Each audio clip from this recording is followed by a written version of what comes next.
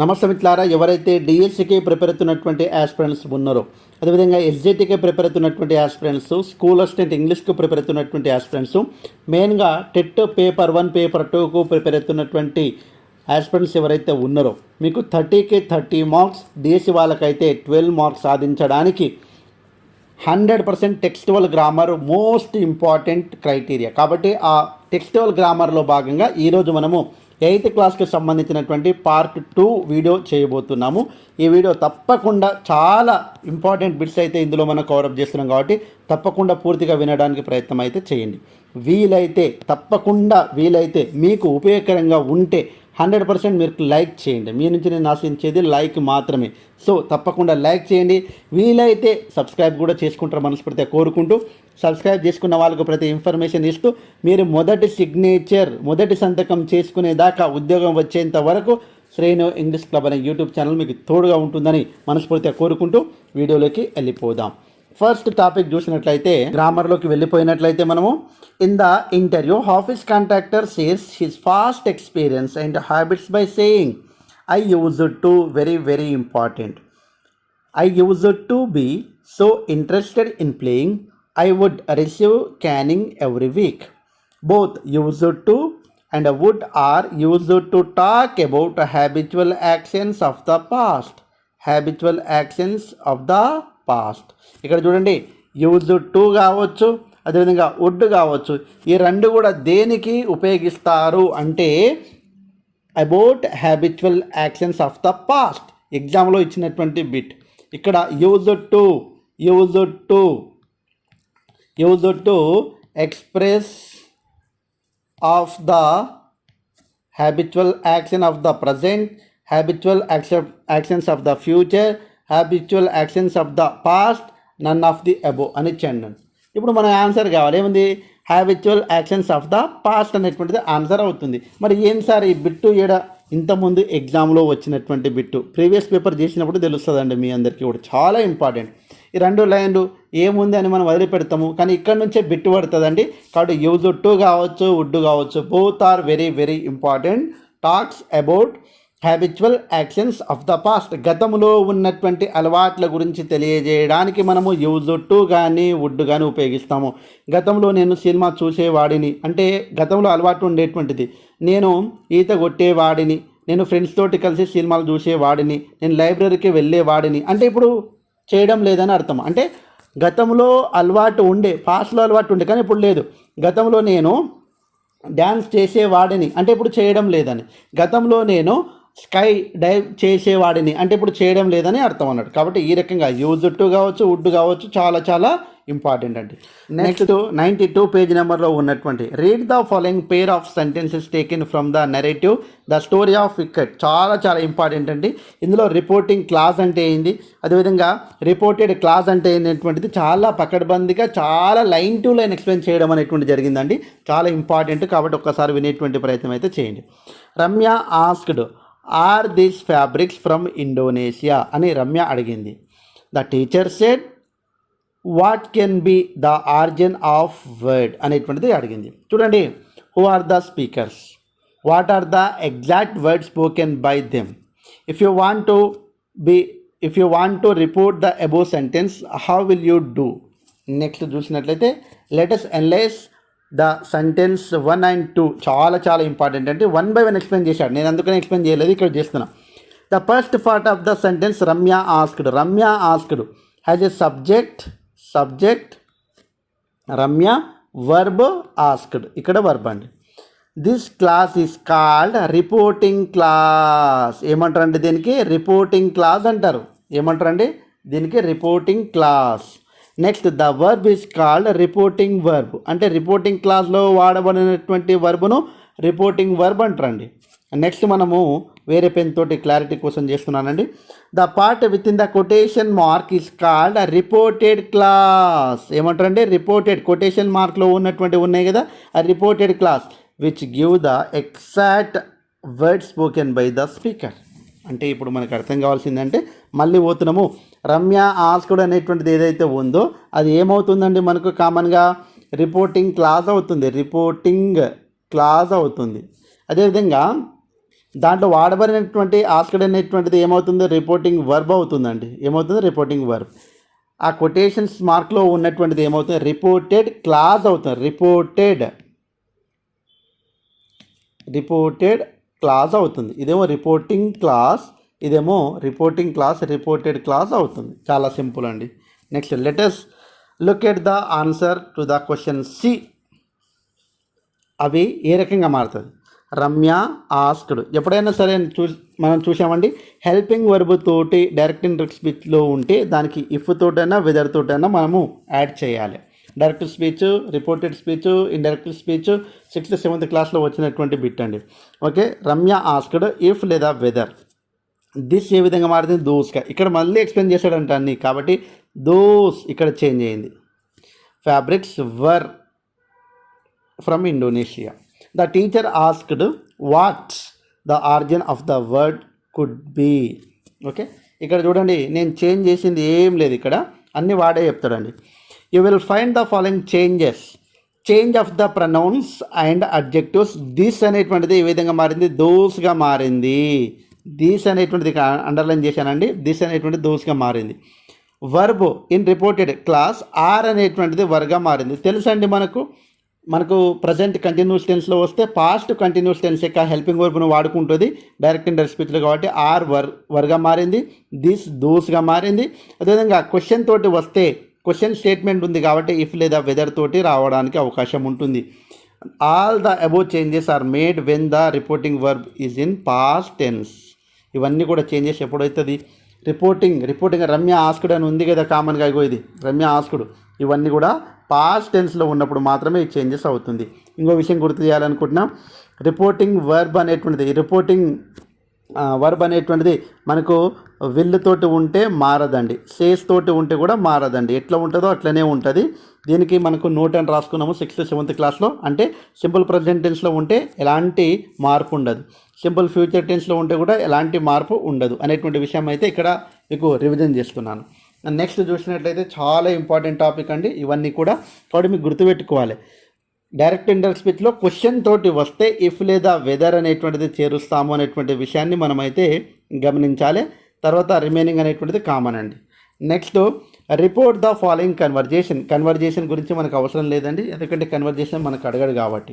Next మనం చూసినట్లే ఇందులోనే మళ్ళీ టెన్సెస్ అనేటువంటిది ఇంట్రడ్యూస్ చేశాడండి.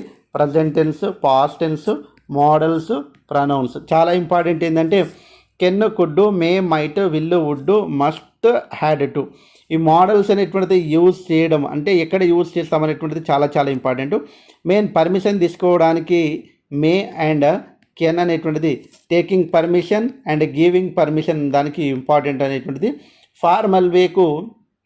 ఫార్మల్కి ఎవరికి, ఇన్ఫార్మల్కు ఎవరికి ఉపయోగిస్తాము. ఇన్ఫార్మల్కు కెన్ను, అదేవిధంగా ఫార్మల్ వేకు మనం మే ఉపయోగిస్తాము. లాస్ట్ 7th క్లాస్లో మనం చెప్పుకోవడం అనేటువంటి జరిగింది. ఇంకా సింపుల్ అండి, present tense divide into 4 types ఉంటుంది. కానీ ఇక్కడ ప్రజెంట్ చూడండి, present simple, past simple, present continuous, past continuous, present perfect, past perfect, ఇవన్నీ కూడా ఇవ్వడం అనేటువంటిది జరిగింది. ఇంకా దీంట్లో ఏం బిట్ రాదు, యూజెస్ అనేటువంటిది మనం ఎలాగో చెప్పుకుంటాం కాబట్టి. నెక్స్ట్ చాలా ఇంపార్టెంట్ అనేటువంటి next page number I think 116 అనుకుంటానండి. చూడండి, గ్రామర్ 116లో ఉందండి కామన్గా. Read the sentence. అక్కయ్య grew accustomed to village life. I circle చేసిండు went into the kitchen. చూడండి, ఇక్కడ the words in circle are subject, the word underline are predicates. ఇంతకుముందు 7th క్లాస్లో ఉందండి. ఓకే, వీటిని ప్రెడికేట్ అంటాము. ప్రెడికేట్ అంటే మనకు తెలుసండి ఏందండి, వర్బు ఉంటుంది. ఆ వర్బుతో పాటు ఎక్స్ట్రా ఇన్ఫర్మేషన్ ఇవ్వడానికి కొన్ని పదాలు ఉంటాయి. వాటిని మనం ఏమంటామండి అంటే ప్రెడికేట్ అంటామని చెప్పుకున్నాము. Okay, circle the subject and underline the predicate. The girls అనేటువంటిది సబ్జెక్ట్ అండి. ఇక్కడ డాన్స్డ్ అనేటువంటిది ప్రెడికేట్ అండి. The dark clouds field the sky. ఇంకా ఇందులో మీరు సెకండ్ దానికి చేస్తారని నేను అనుకుంటున్నాను. తర్వాత శివ డ్రౌ. ఇక్కడ చూడండి, థర్డ్ దాంట్లో సబ్జెక్ట్ ఏది, ప్రెడికేట్ ఏది, మీరు కామెంట్ రూపంలో తెలియజేయండి. చాలా సింపుల్ అండి, ఇంతకుముందు కూడా చెప్పాను. సబ్జెక్ట్ ఏది, ప్రెడికేట్ ఏది, ఈ థర్డ్ వాక్యము సెకండ్ వాక్యం రెండు చేయడానికి ప్రయత్నం అయితే చేయండి. చాలా ఈజీగా మనకైతే ఇక్కడ ఒకటి అర్థం చేసుకోవాల్సింది ఏంటంటే, మనకు సబ్జెక్ట్ ఏంది, ప్రెడికేట్ ఏంది. ఇంతకుముందు కూడా చెప్పాను, సబ్జెక్ట్ అనేటువంటిది కామన్గా మనకు నౌన్ అన్న ఉంటుంది, లేకుంటే ప్రనౌన్ అన్న ఉంటుంది. ప్రెడికేట్ అనేటువంటిది ఎక్స్ట్రా పదాలతోటి ఎక్కువ ఇన్ఫర్మేషన్ ఇవ్వడానికి ఉపయోగపడేటువంటిది ఉంటుంది. దాంట్లో తప్పకుండా మెయిన్ వర్బ్ అనేటువంటిది ఉంటుంది. అదే ప్రెడికేట్గా పనిచేయడం అనేటువంటిది జరుగుతుంది. నెక్స్ట్ మనం చూసినట్లయితే లాస్ట్ చాలా చాలా ఇంపార్టెంట్ సింపుల్ కాంప్లెక్స్ కాంపౌండ్ సెంటెన్స్కి సంబంధించినటువంటి 131 పేజ్ నెంబర్లో ఉంటుందండి.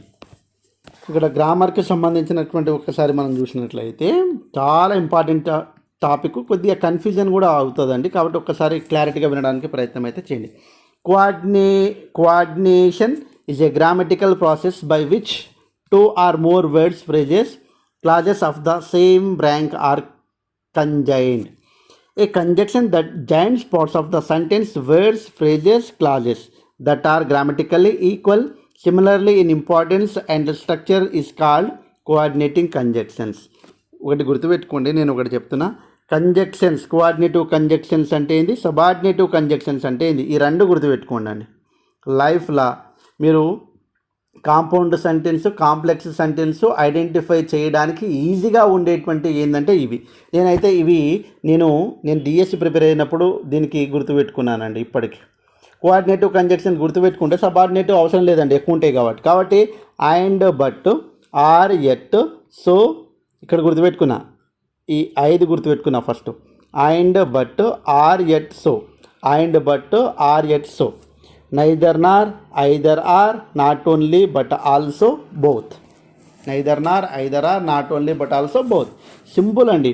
కామన్గా మనం ఈ కోఆర్డినేటివ్ కంజంక్షన్కి సంబంధించినటువంటి అండ్ 1, 2, 3, 4, 5, 6, 7, 8, 9, 10 అనుకోండి. ఈ 10 పదాలు గుర్తుపెట్టుకుంటే చాలా చాలా ఇంపార్టెంట్ అండి. దీనివల్ల మనకి యూజ్ ఏంది అనేటువంటిది ఇప్పుడు నేను చెప్పబోతున్నా. ఒక్కసారి మనం చూసినట్లయితే ఇక్కడ చూడండి, ఇవన్నీ కూడా కాంపౌండ్ సెంటెన్స్కు సంబంధించింది. కాంపౌండ్ తర్వాత ఇవన్నీ కూడా కాంప్లెక్స్.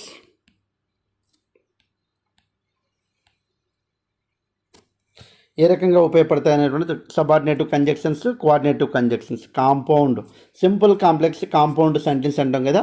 కాంపౌండ్ సెంటెన్స్ ఐడెంటిఫై చేయడానికి and, but, or, yet, so, neither nor, either or, not only but also both. ఇట్లా గుర్తుపెట్టుకున్నాను నేను. నెక్స్ట్ చూసినట్లయితే చాలా ఈజీగా మనం అయితే ఐడెంటిఫై చేయొచ్చు. ఒక్కసారి ఎగ్జాంపుల్ చూస్తే మనకు అర్థమవుతుందండి మనకు. Next observe the following sentences. Doctor Kotnis was a doctor and Guo a nurse. ఇక్కడ అండ్ అనేటువంటిది ఏందండి, ఇందాకనే చెప్పుకున్నాం మనం. I could not stop laughing when he told jokes. కింద ఇచ్చాడు. What are the main clause in the each sentence? How many subordinative clause are there in sentence 1 and sentence 2? Doctor Kotnis was a doctor and Guo is a nurse, the 2 main clauses. And అనేటువంటిది ఎప్పుడైతే వస్తుందో మనకు అక్కడ మనకు 2 main క్లాజులు ఉంటాయని చెప్తాడండి. 2 main క్లాజులు ఉంటాయి.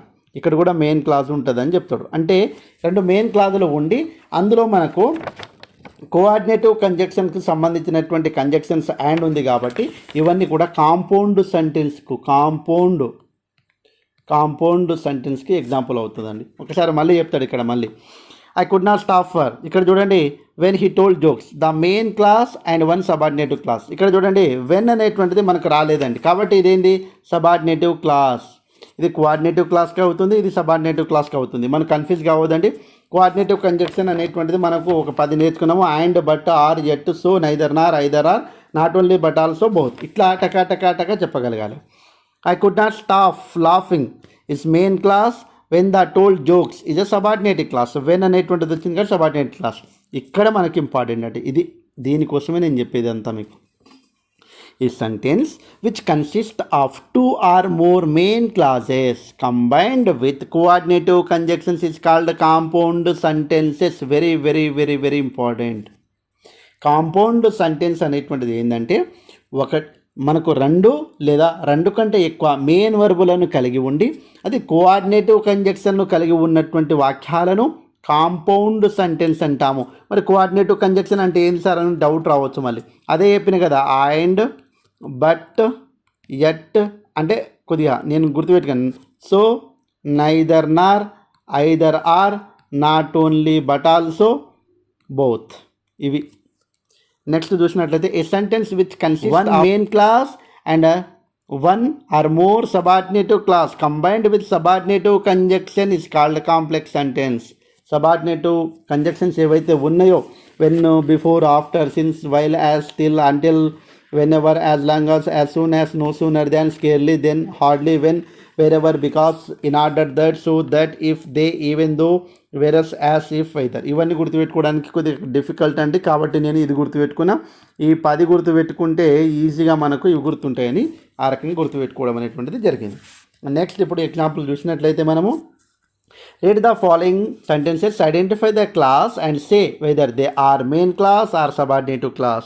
ఇట్లా గుర్తుపట్టాలి మన ఎగ్జామ్లా. ఇప్పుడు చూడండి మనకు John suffers from asthma but attend school regularly. But అనేటువంటిది ఏ కంజక్షన్ అండి? కామన్గా తెలుసు మనకు, కోఆర్డినేటివ్ కంజక్షన్కు సంబంధించింది. కోఆర్డినేటివ్ కంజక్షన్కి సంబంధించింది కాబట్టి 2 మెయిన్ వర్బులను కలిగి ఉంటుంది, మెయిన్ క్లాజులను కలిగి ఉంటుంది. ఇది మెయిన్ క్లాజ్, ఇది మెయిన్ క్లాజ్ అండి. కాబట్టి ఇది కోఆర్డినేటివ్ కంజక్షన్ అవుతుంది. కోఆర్డినేటివ్ కంజక్షన్ కలిగి కోఆర్డినేటివ్ సెంటెన్స్ కిందకి ఎగ్జాంపుల్ అండి. Next I like songs but అనేటువంటిది వచ్చిందంటే కోఆర్డినేటివ్ కంజక్షన్, కాబట్టి ఇవన్నీ కోఆర్డినేటివ్ సెంటెన్స్కి సంబంధించింది, కాబట్టి దీనికి కాంపౌండ్ సెంటెన్స్ అంటారు. కాంపౌండ్ సెంటెన్స్, కోఆర్డినేటివ్ కాంపౌండ్, ఇట్లా గుర్తుపెట్టుకోవాలండి, కోఆర్డినేటివ్ కాంపౌండ్.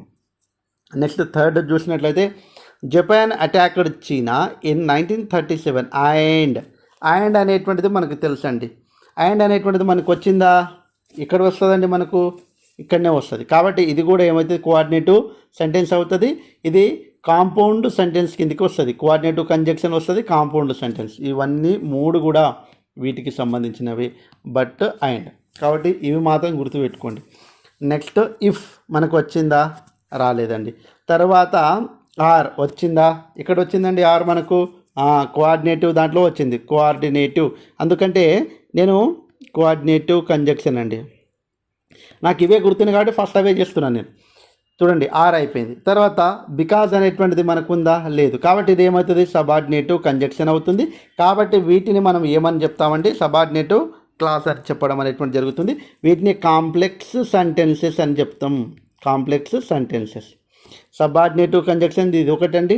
తర్వాత ఇఫ్ అనేటువంటిది కూడా వచ్చింది. ఇఫ్ అనేటువంటిది కూడా ఏందండి మనకు కామన్గా మనకు వచ్చిందా? ఇఫ్ అనేటువంటిది దేంట్లో వచ్చిందండి అనేటువంటిది చూసుకోవాలి. ఇప్పుడు మనకు తెలిసింది ఏంటంటే ఏది కోఆర్డినేటివ్ కంజక్షన్ ఉంటే అది కాంపౌండ్ సెంటెన్స్ అవుతుంది, ఏదైతే సబార్డినేటివ్ కంజక్షన్ ఉంటుందో అది కాంప్లెక్స్ సెంటెన్స్ అవుతుంది. కాబట్టి ఈజీగా అయితే మీరు ఐడెంటిఫై చేశారని నేనైతే అనుకుంటున్నాను. కాబట్టి సబార్డినేటివ్ కంజక్షన్ 2 ఉన్నాయండి. ఒకటి ఏంటంటే మనకు 4th one and 6th one. ఇవి సబార్డినేటివ్ కంజక్షన్ కలిగి ఉన్నాయి కాబట్టి కాంప్లెక్స్ సెంటెన్స్ అని తెలపడం అనేటువంటిది జరిగింది. ఈ రకంగా అంటే ఇప్పుడు మనకు సింపుల్ కాంప్లెక్స్ కాంపౌండ్ సెంటెన్స్కి సంబంధించినటువంటి సింపుల్గా ఇటే కోఆర్డినేటివ్ కంజక్షన్స్ ఇంతకుముందు టెట్లో అడిగారండి, డిఎస్సిలో అడిగారు. వాటిని ఎలా ఐడెంటిఫై చేస్తామనేటువంటిది ఐడెంటిఫై చేస్తే చాలు మనకు ఆ 10 కోఆర్డినేటివ్ కంజక్షన్ గుర్తుపెట్టుకున్నందుకు నాకు 2 బిట్స్ వచ్చాయండి నేను రాసేటప్పుడు డిఎస్సి. సో ఎనీహౌ మిత్రులారా, ఇప్పటికీ 8th క్లాస్కి సంబంధించినటువంటి టెక్స్చువల్ గ్రామర్ మొత్తం అయిపోగొట్టాం. కాబట్టి వీలైతే మీ నుంచి నేను ఆశించేది ఏంటంటే లైక్ మాత్రమే. నా టార్గెట్ తెలుగు మీడియం స్టూడెంట్స్, మీరు టెట్ కానీ డిఎస్సిలో కానీ తప్పకుండా మన యొక్క గ్రామర్ పార్ట్ అనేటువంటిది మీకు ఉపయోగకరంగా ఉండాలని 100% ఎవరైతే కోచింగ్ వెళ్ళలేనటువంటి వాళ్ళు ఉన్నారో వాళ్ళందరికీ కూడా ఉపయోగపడాలనేటువంటి ఉద్దేశంతో ఇవన్నీ వీడియోస్ చేయడం అనేటువంటిది జరుగుతుంది. సో ఎనీహౌ మిత్రులారా, తప్పకుండా లైక్ చేసి ఉంటారు. అదేవిధంగా నెక్స్ట్ క్లాస్ కంటిన్యూ చేయమని కామెంట్ చేయండి. తప్పకుండా మీ కామెంట్ని బట్టే తప్పకుండా నేను చేసేటువంటి ప్రయత్నం అయితే చేస్తాను. Thanks for watching. All the best. Bye. See you. Bye.